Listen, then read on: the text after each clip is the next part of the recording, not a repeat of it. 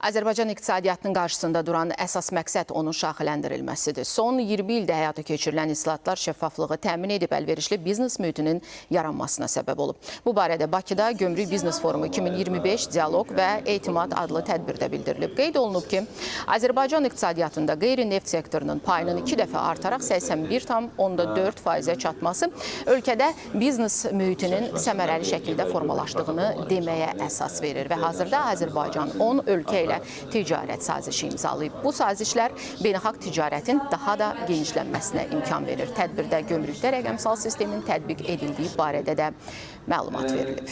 Qısaca istəyər növbəti illərdə müsbət sahəyə çıxır. Son 5 ildə ciddi Gömrük dəyəri müəyyən edilməsindən öncə gömrük orqanlarına təqdim olunan məlumatların dürüstlüyünün, düzgünlüyünün və müvafiq tələblərə uyğunluğunun yoxlanmasına ötəri elektron emal prosesləri həyata keçiriləcəkdir.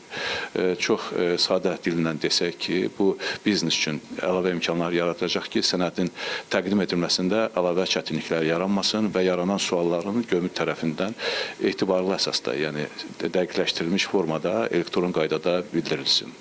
Eyni zamanda bunun nəticəsində gömrük dəyərinin növbəti mərhələsində formalaşması və bəyannamə əsasında qiymətləndirilməsi prosesi həyata keçirilir.